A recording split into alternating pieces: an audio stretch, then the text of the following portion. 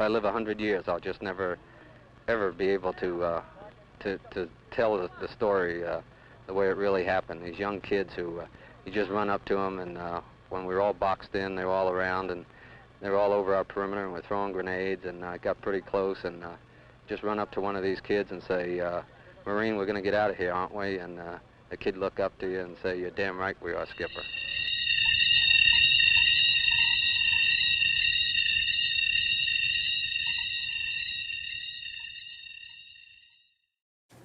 My name is Mike Sulsona. I was in the Marine Corps. I was a sergeant, E5, and my MOS, my job in the Marine Corps, was I was a grunt, an infantryman.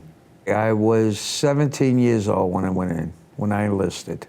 I wasn't working at the time. I was just 17, and I was getting trouble in the neighborhood, nothing big, and I just said it was, you know, time to do something, and best thing to do was to join the military. My father was in the Navy. He landed in Normandy, you know. I live in Staten Island. I was originally from Brooklyn, New York. The reason I chose the Marine Corps was just because no one else in the family was in the Marine Corps. Transferring from civilian life to military life, at that age, you just sort of go with the punches. It was, at least for me, it was just another thing that I was going through. It was, I guess it would have been, not looking back, it was probably more traumatic than just changing from Catholic school to public school, but it was just a change, and this was the life you were going to live now. Anything that stands out about my training? No, I think what happened was that you learned a brotherhood, and that was the most important thing, and that what you really learned, that what you did in life, or what you did in the military, affected your brother, so to speak. And that you were responsible for him, and he was responsible for his brother. When I first got to Vietnam, I think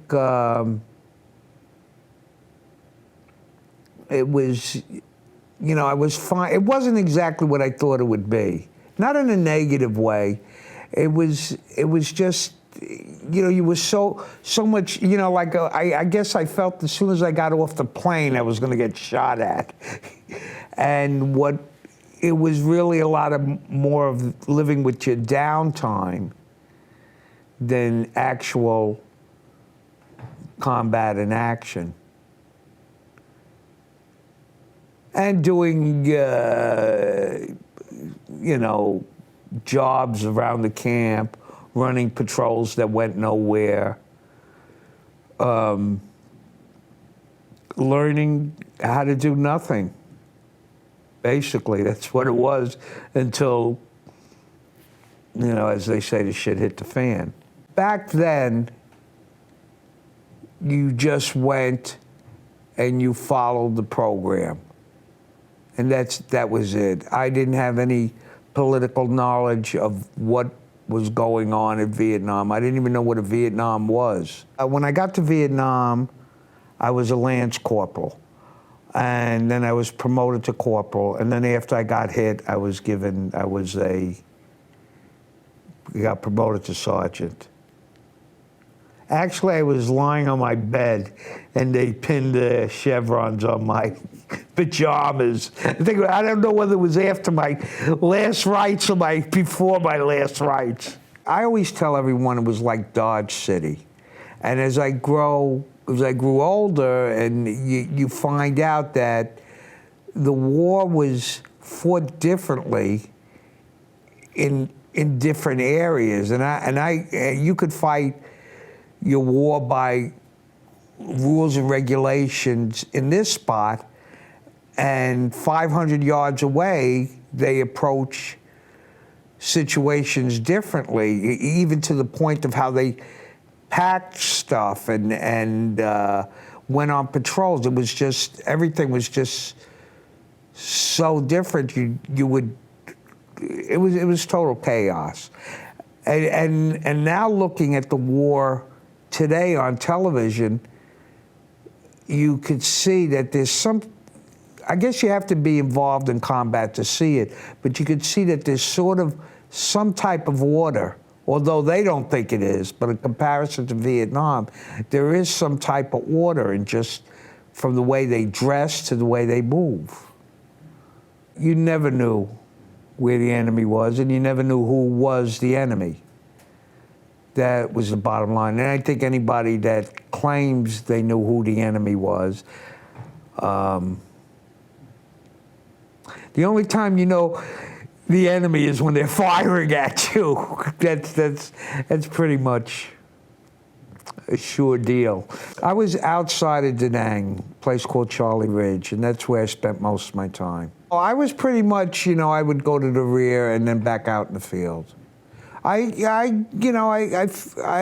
It sounds crazy, but I found some type of comfort in just being in the field and being in the rear. I can sit back now and say, oh, I was fighting for freedom and this and that. You didn't know what the hell you were doing. You were just there. You were with a bunch of guys. You knew you had to protect. You weren't actually protecting your country. I don't know why. I didn't feel like I was defending my country. And I wrote my mother and a couple of friends while I was over in Vietnam. And then I stopped writing for about a month, and they had somebody get in touch with me out in the field and said that I had to write home. I wasn't a point man originally, and a friend of mine had gone to the rear and I had to walk point.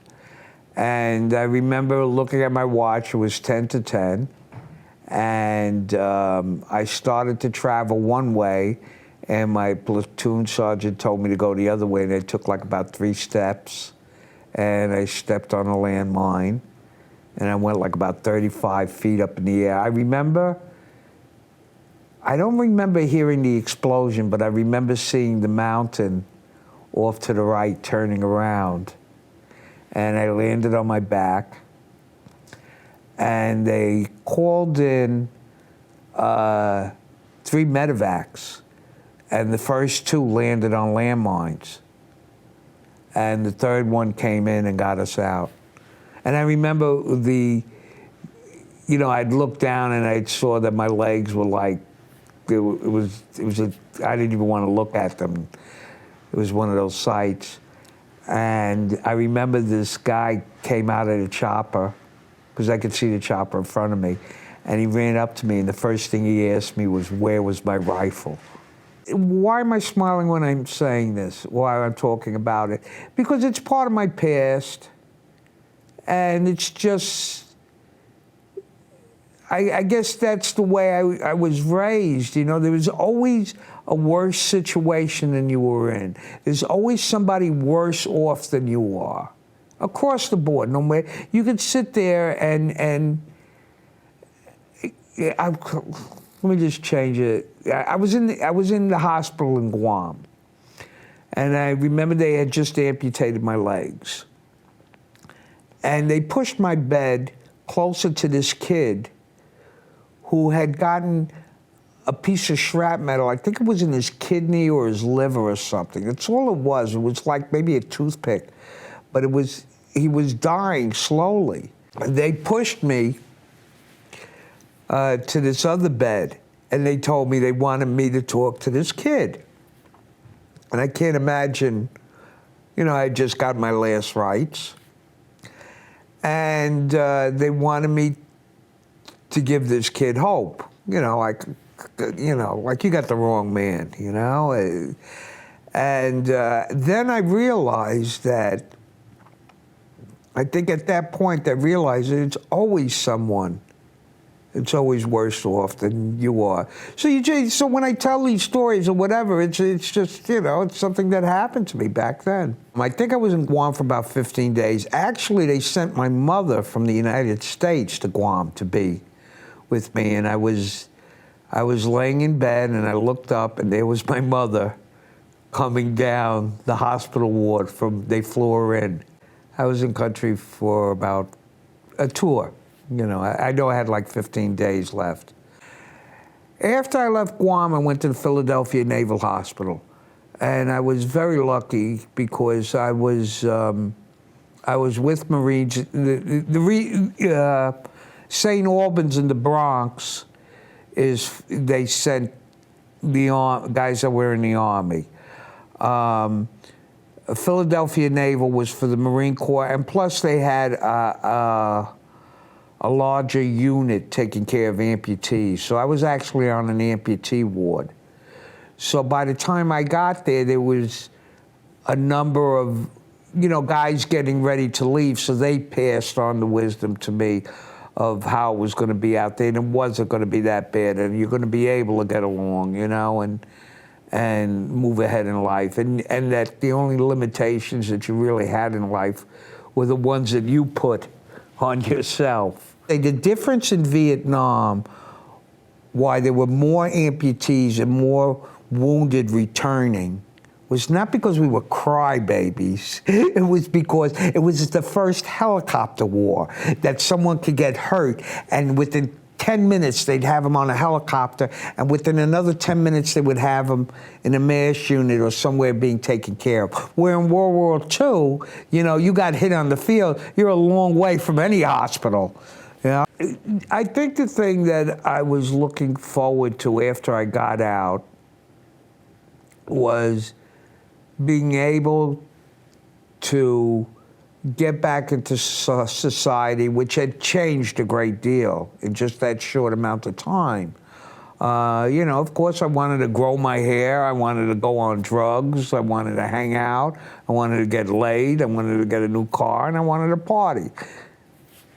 You know, I was just very, very, you know, God may have taken my legs, but he replaced it with good people in my life. Well, actually, I was doing a play, and one of the actors, his wife was a casting director who was casting the movie.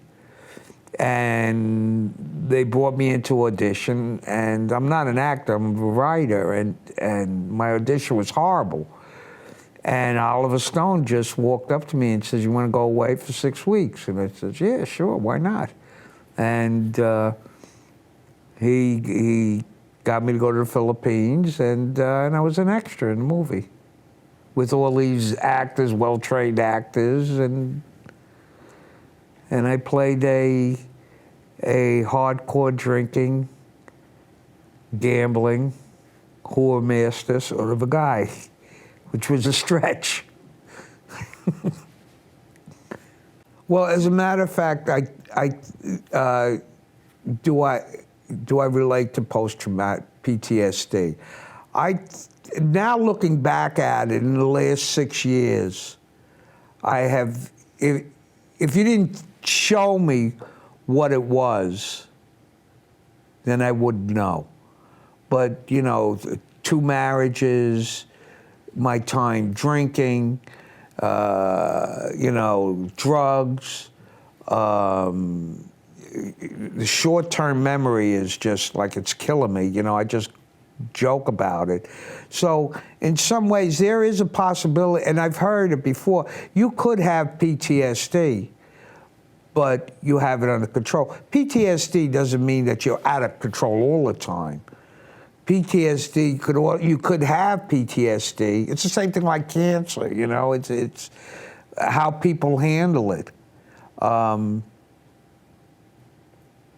Are you aware when you go into a situation, you have a plan B, all this stuff goes through your head, how to control yourself. Coming here today, I was like, thank God for the directional app on my phone. I would have had to leave like last week to get here. I get lost in my neighborhood. I would have never made it here. I had my own parade. You know, my let's say, positive attitude, if you want to use that term, you know, or my trying to keep above water, is the time that we went through, looking back and talking to some of the guys. You know, maybe either I was oblivious to what was going on or I was in denial, I don't know. But whatever it was, it worked for me. And it didn't work for a lot of other guys. And that's like a mixed message that I don't want to give. Because if it went well for me, I don't want somebody to turn around and say, oh, why is this guy complaining? You know, everybody is different. So I'm sort of like in a catch-22. I'm not going to dumb myself down, but on the other hand, too, I don't want, you know, like this guy could have both legs and the whole 9 yards, and he's still struggling with the horrors of war. I don't want somebody to say, well, look, if Mike Sulsona lives like this, why can't you do it? It doesn't work like that. It's a different ball game.